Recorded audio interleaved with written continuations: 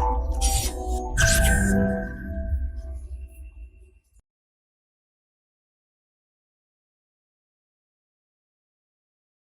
everyone, this is Prem Sodhani coming up with the next round of our editorial decoded session, and in this session we are going to discuss about the climate assertion at United Nations. This was the draft proposal and India voted against it. And what was this draft proposal and what was the climate assertion related matter in the United Nations, we are going to discuss in this editorial session, right? So let's get started. This was the editorial which appeared in Indian Express. So this draft proposal was to empower United Nations Security Council in the matters of climate change.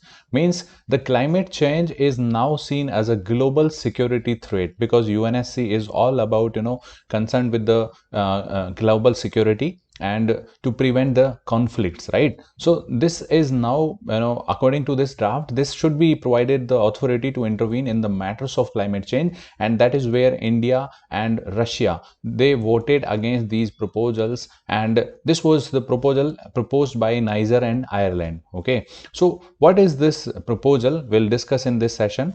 First, let me discuss here that if we talk about the climate change, so this is already we have this United Nations framework on climate change, so where we have 190 plus countries and the decisions are always taken as a consensus based agreements, right? So equal say is there for each and every country, means they have their say in the decision making of United Nations framework on climate change, right? So we also have some of the very important outcomes of this UNFCCC. For example, we can say Kyoto Protocol. For example, we can say Paris Agreement. We also have this COP26 right now, which happened, and this is the Glasgow Summit, right? So we have some of the very important agreements and as an outcome of this UNFCCC. So why we need United Nations Security Council on that matter, right? So if we talk about United Nations Security Council, it is all about to prevent the conflicts and to maintain the global peace. Now, some of the countries, for example, Germany, Ireland, Sweden, Niger, and especially the developed European countries, always tried to keep this matter for UNSC. Means climate change is something where a UNSC should intervene. That is the opinion of these countries. Now, why climate change is seen as a global security threat, so we can discuss this one also. So climate change, because of the climate change, we see some of the loss of food and water is there, loss of habitat and livelihood is there, and because of that migration is also increasing because of these two reasons. And migration is something which is always a security threat for especially some of the countries. So this is seen as a global threat now by these countries, right? So if we talk about the talks of climate change in United Nations Security Council, so especially after 2017, these talks are ever increasing. Earlier the proposals were kept by these European countries, then the after this 2017, these discussions are now very frequent because of the incident of this Boko Haram's rise was discussed here.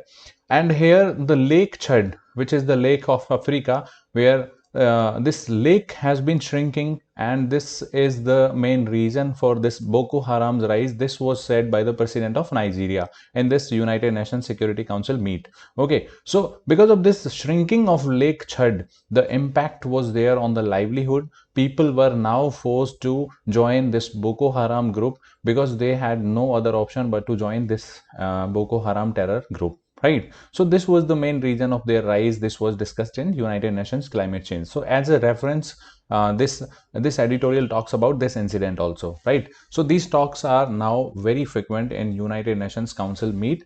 Now if we come to the draft, what was the draft and what it was saying? It was saying that UNSC should intervene into the matter of climate change, and it is the UNSC's general security general who should make a report on climate change, and climate change as a security matter, the report should be based on that thing only, right? And the second thing is they need to appoint, this general security general need to appoint a special envoy, especially in the matter of climate change. And wherever the projects of United Nations are going on, there should be a climate impact assessment should be there, and this special envoy would provide the ground situation also, right?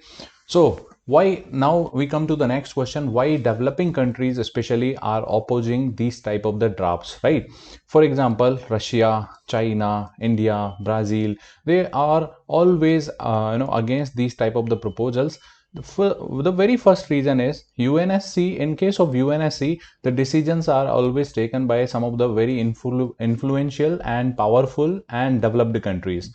Means if you have veto power, then only can you can prevent the decision making. But if you are not with the veto power, this is not going to be stopped or prevented from taking a decision. It means what? It means the countries which are developing or the least developed countries, they have no say, we can say they have less say in the decision making, especially in United Nations Security Council's matter. But when it comes to the United Nations framework for climate change, they have the equal say. So in case of the decision making, they will not be able, they are going to suffer, especially when this matter of climate change is going to be there with the United Nations Security Council. The decision would be non-inclusive one, because these countries were not included.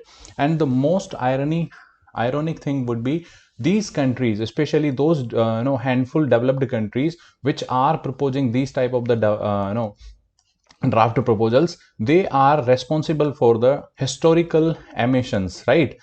For their carbon intensive development, they are held responsible under Kyoto Protocol also. As you know, in the Kyoto Protocol also, this was recognized that the role of every country is there, but that should be differentiated for, and that there was common but differentiated responsibilities principle came into the picture, right? So this role cannot be ignored, or these developed countries are responsible for that carbon intensive development. And now what they want, they want to control the developing countries and the matters of the climate change. Means what is the most ironical things, they are responsible for something and they want to prevent other countries especially to achieve their full developmental skills, right? This is the fear and apprehensions of these developing countries, and this is somewhere true also, right? So this was all about this article. And if we say that India can be seen as a irresponsible countries, because as far as the developments, recent developments are seen, India has not only voted against this climatic draft proposal, but also in case of COP26, where the proposal of phase out of coal was voted against by the India, and that was actually turned into phased down of the coal, right? So India may be seen as an irresponsible country, but always you can say, you can justify your answer that because these were the developed countries which were responsible for the historical emissions. Now these developing countries need to be need to cater their population needs. They need developmental resources, and for that they cannot immediately switch to zero emissions. And therefore India had proposed this phase down of the coal instead of this phasing out of the coal. And here you can equally say that this proposal can be against the developing countries and least developed countries, as there would not have any say in the decision making for them. So this was all about the article. I hope you might have got some understanding in this topic. Thank you very much for watching this video. If you like this one, you can share and comment also. And if you have any doubt, you can comment that in comment section. Thank you very much. Current Affairs by Forum IAS is an all-in-one program that covers the dynamic aspect of the syllabus from both prelims and mains perspective. Last year, we have helped more than 100 students crack IAS with our current affairs classes.